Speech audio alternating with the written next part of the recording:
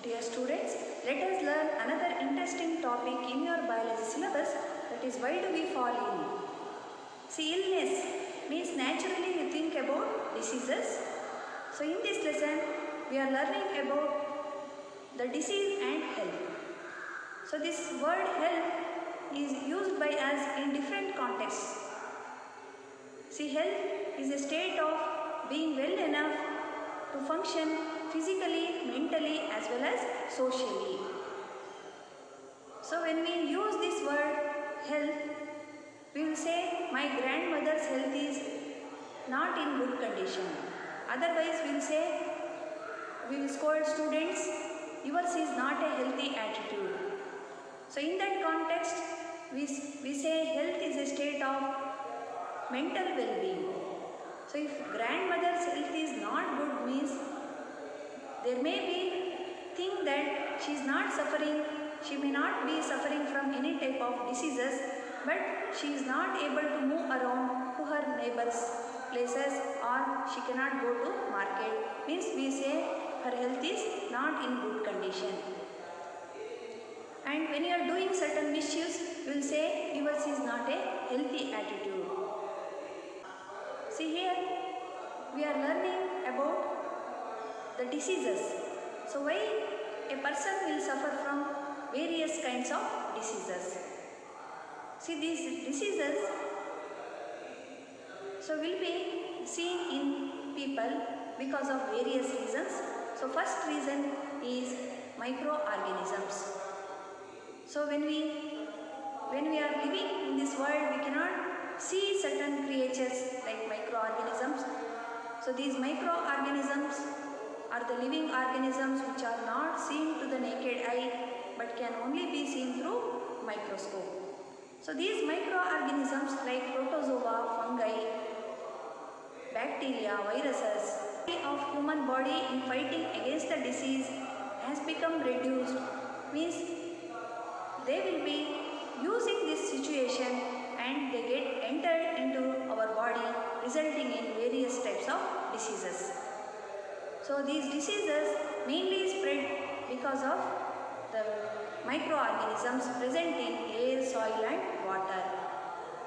So these microorganisms may be seen in food also. See, we suffer from various kinds of diseases. So those diseases may be bacterial diseases like typhoid or tuberculosis. Some of the viral diseases may be dengue or chickenpox. Some of the protozoan diseases are malaria or sleeping sickness. Some of the skin infections are because of fungal infections. We have diseases like cancer, we have diseases like the heart problem or diabetes. So all these diseases are seen in people because of various reasons.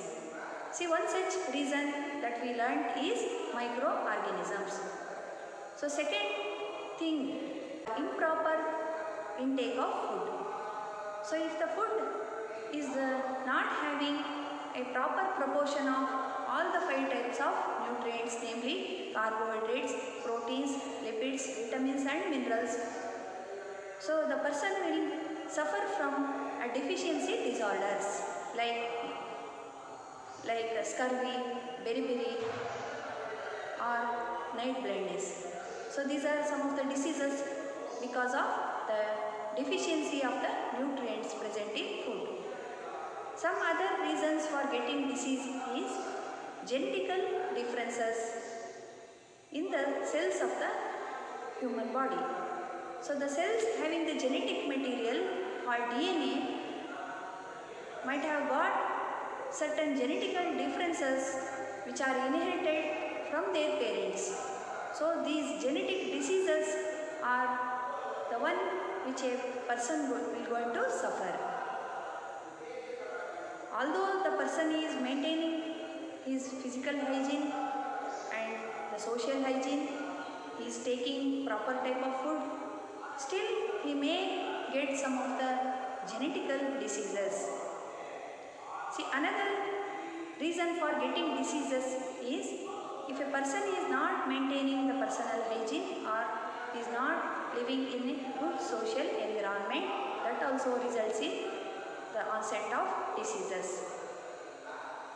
So another reason we may think is those diseases called endemic diseases. Certain regions of the world will be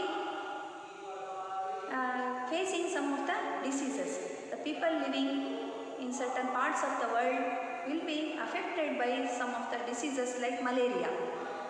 See, some part of the world, so the people may not be suffering from that disease malaria.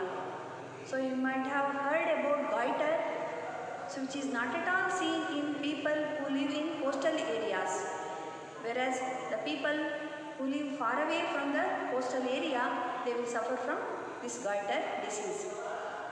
So these are all the reasons for getting the diseases. So in your lesson, so they have started the lesson by giving introduction, telling about so what you will be facing soon after some of the natural disasters like cyclone or earthquake. So soon after the natural disasters like earthquake or cyclone, so there will be onset of some of the diseases. Health is a state of being well enough to function well physically, mentally and socially. Whereas disease is a disorder of structure or function in living organisms, especially in human beings, that produces specific symptoms. So before learning about these diseases and how they spread, so let us see how our body functions. We have already learned in the earlier classes about the cells. So the human beings, the body is made up of the fundamental unit called cell. Thus inside the cell we find various chemical substances like the proteins, carbohydrates, lipids or fats.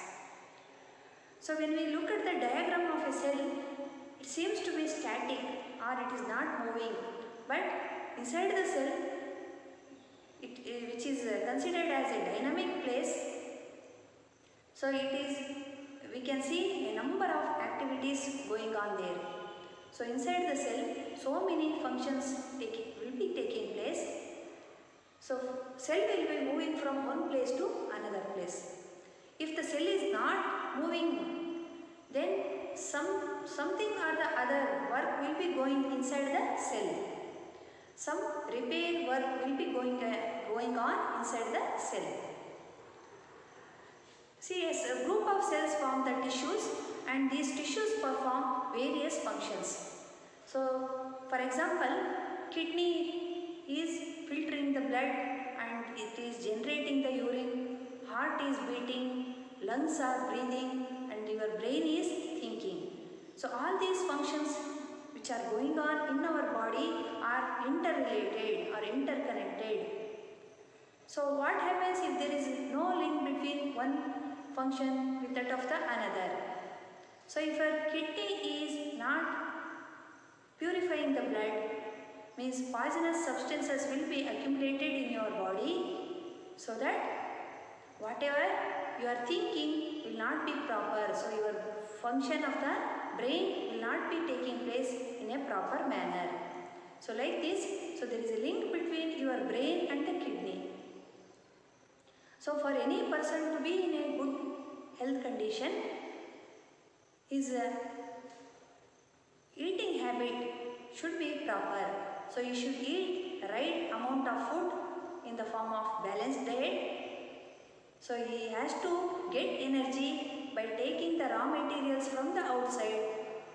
So after getting energy, various functions going on in his body will be maintaining his health condition. In the introductory part of this lesson, we learned that natural disasters like cyclone or earthquake results in spreading of the diseases. Soon after those natural calamities, people will suffer from various kinds of diseases because of improper hygienic conditions or lack of food. So we learned that the word health, which is used in different contexts. So let us again see the definition of health. Health generally means free from illness, disease, injury or pain. Health can be defined as a state of complete physical, mental and social well-being. Here you are observing the 4 pictures where it tells about the importance of health. So in the first picture you are observing a balanced diet which consists of all the 5 types of food nutrients, namely carbohydrates, proteins, lipids, vitamins and minerals. The second picture is telling about the maintaining personal hygiene. In the third picture, you are observing the importance of doing the exercises, meditation and yoga. So all these measures are very important in maintaining good health. So in this block diagram, here you are noticing what are all the measures to be taken to maintain health. See, first and foremost, a person should have a balanced diet to maintain the health. So see, in the second step, so we should be cautious about doing various types of exercises, yoga and meditation. So we should maintain good relationship between family and friends. We should have good sleep around 8 to 10 hours, and we should be able to manage all types of stress in our day-to-day life. So all these measures are to be maintained to remain in a healthy condition. So if a person wants to be healthy, so he should have the following characteristics. A person who is healthy is free from sickness and diseases. He is free from unnecessary anxiety. The person is free from social and psychological tensions. The person is having self-confidence. A person should feel joy to live. He should have the ability to work in an efficient manner at its best. So we learnt under the heading Health and its Failure about the importance of good health. So that is significance of good health. So here once again to tell you, health is a state of physical, mental and social well-being.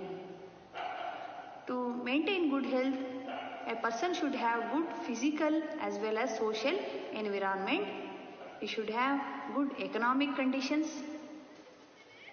He should maintain social equality and harmony in the society.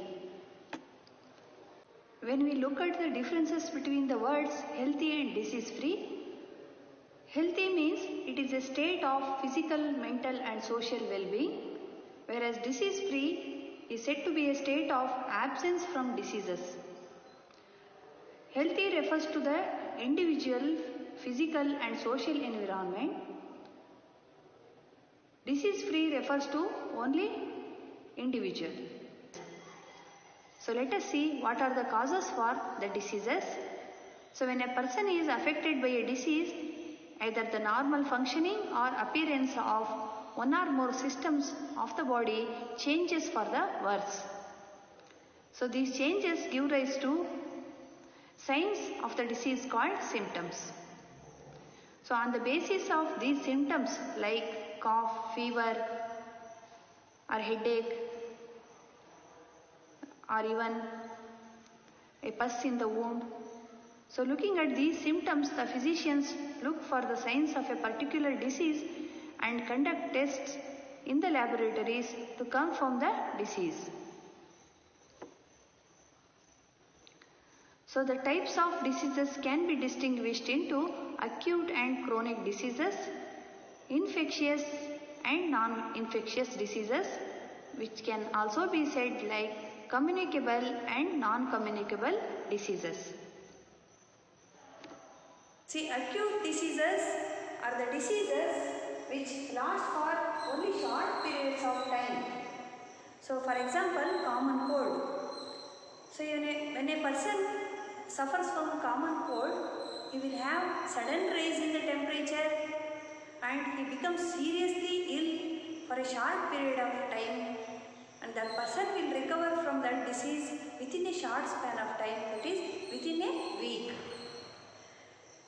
But coming to the chronic disease, so the ailments which can last for long time, even as much as lifetime, are called chronic diseases. For example, we have the disease like elephantiasis, and we have disease like tuberculosis, so which lasts for very long time or even lifetime. So these chronic diseases results in poor health of the people. So when there is an acute disease like a common cold, person will be recovering very fast. So there will not be reduction in the weight. So he will not be losing his weight, or he may not be having any respiratory problems like that. But in the chronic disease, the life gets serious hindrance. Students like you cannot be able to go to the school if you have chronic diseases like the tuberculosis. So there will be a drastic reduction in the weight of the person, and he will be not able to perform all the day-to-day activities normally. So which causes a serious hindrance to the life of the patient.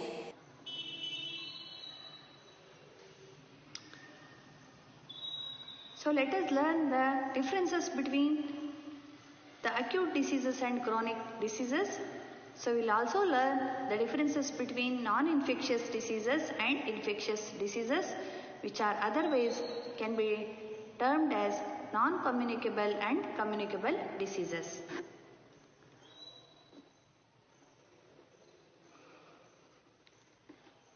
To know about acute diseases, so these are the diseases which last only for a short period of time and does not have long-term effect on health. For example, common cold, so is one such disease. So here common cold virus has no cure, it has got no medical treatment.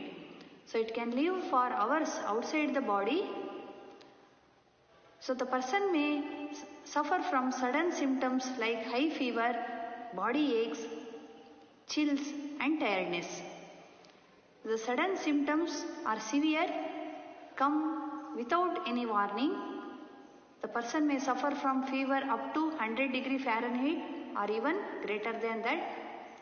And body aches will be sudden and of unexplained type. The person will suffer from chills of unexplained type. Person also suffer from a sudden and extreme tiredness.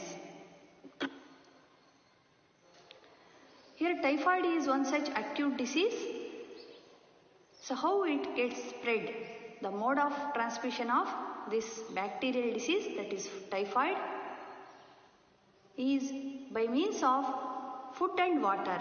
So when a person takes unclean food and water, so he will be infected from a bacteria called Salmonella typhi.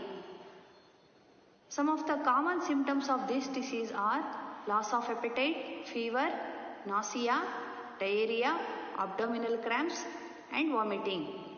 Here loss of appetite. Appetite means the person will not be feeling hunger. See, nausea means the person will be feeling the sensation of vomiting, and diarrhea means the person suffers from loose motions.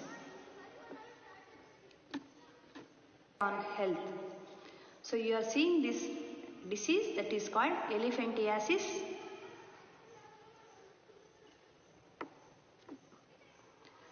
So tuberculosis of lungs is one such a chronic disease.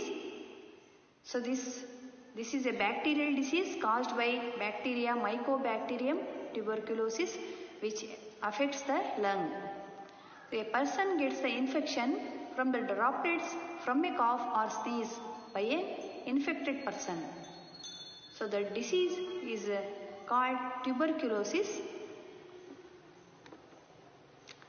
Here skin cancer on the face is one such chronic disease. Once the person gets a disease like skin cancer, so it persists for long time throughout the life. Let us see what are infectious or communicable diseases. Diseases which spread from an infected person to a healthy person through media like air, water, food, vectors, physical contact or sexual contact. Examples of some of the infectious diseases are common cold, chickenpox, measles, typhoid, cholera, tuberculosis, malaria and AIDS. So non-infectious diseases are otherwise called non-communicable diseases. So these are diseases which are not spread from an infected person to a healthy person. For example, beriberi, rickets, scurvy, night blindness, diabetes, cancer. There are certain causes for various kinds of diseases. Let us see what are the different aspects for various different types of diseases. So one such cause is deficiency. Deficiency of nutrients and hormones causes diseases like diabetes and scurvy. Some diseases are called allergic diseases. So for example, asthma, so in which body becomes hypersensitive to foreign elements such as dust or pollen. So cancer is nothing but uncontrolled growth of certain tissues. So mental disorder in people will be resulted due to depression and anxiety. So there may be certain disorders in people due to addiction of certain narcotics such as alcohols and drugs. Some of the degenerative diseases result due to malfunctioning of important organs like heart. Because of that, people will suffer from heart disease.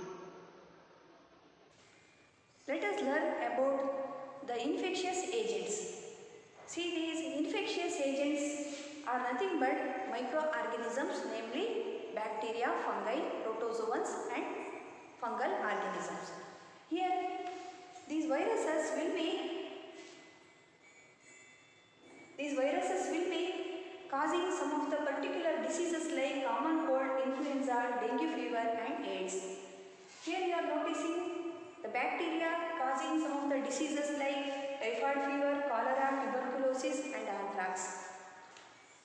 See, major skin infections are caused by the fungal organisms. And protozoans will be causing some of the diseases like malaria, Kala Azar or black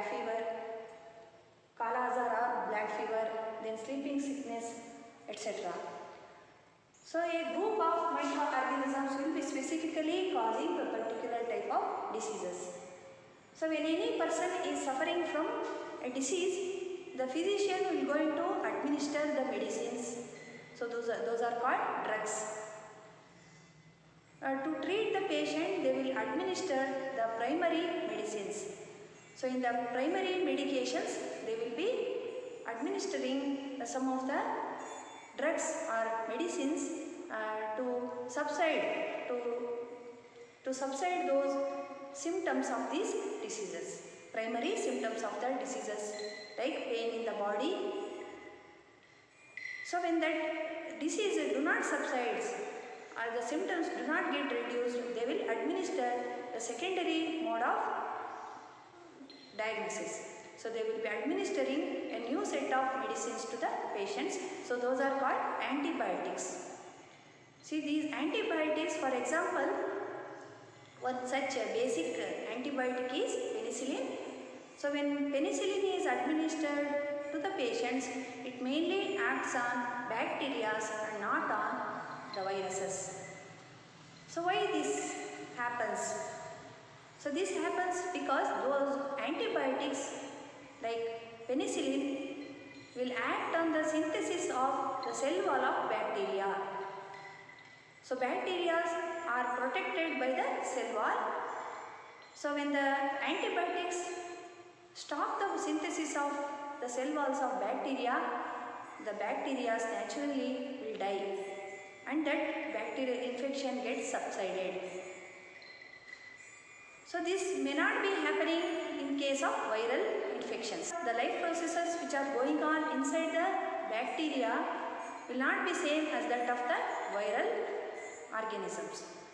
So here when we look at the microorganisms, bacteria, fungi, the protozoans, they will be multiplying in a faster rate. So whatever life processes seen in groups of bacteria are not similar to that of the virus.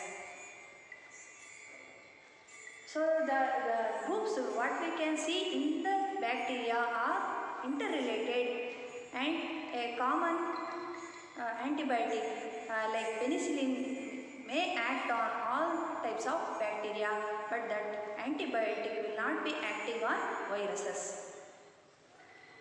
So what happens if antibiotics are prescribed to the patient suffering from viral infections? So those viral infections will not get subsided because of this antibiotic.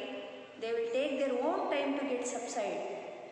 Whereas those antibiotics can cure some of the secondary infections caused by bacteria in those patients suffering from viral diseases. So though the person is infected from the virus, so secondarily some bacteria may infect that person, resulting in some complications, and due to this antibiotic, the administration of these antibiotics helps in curing those secondary infections. Here you are looking at a virus which is said to be SARS virus, which causes serious respiratory problem in human beings. Here you are looking at a ringworm infection caused by fungal organism. Here a rod-shaped bacteria can be seen. So this cocci or round-shaped bacteria called Staphylococcus causes acne in human beings. You are looking at Paramecium, which is said to be a protozoan, which causes diseases in human beings. So this Leishmania, which causes black fever or Kala Azar. This organism is oval shaped and each one has long whip-like structure. Let us learn about the peptic ulcers, how they are caused and what is the treatment, and who found the treatment for these peptic ulcers. So peptic ulcers are of 3 different types. So one such type is esophageal ulcers, gastric ulcers and duodenal ulcers.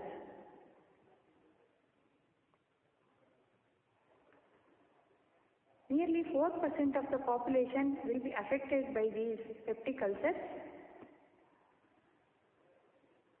So these peptic ulcers are said to be caused by the over-secretion of hydrochloric acid present in the gastric juice.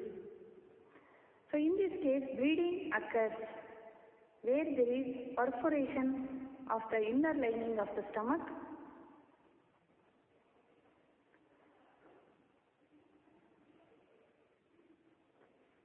So the mucus layer and mucus cells of the inner lining of the stomach secretes a mucus. Apart from that, so inner lining is said to be affected by the acid. But the actual cause for peptic ulcers is a bacteria named Helicobacter pylori. So this bacteria often causes no problem, but in others it can raise the amount of acid, break down the protective mucus layer and irritate the digestive tract, producing an ulcer. So this bacteria spreads from the body contact and also unclean food and water.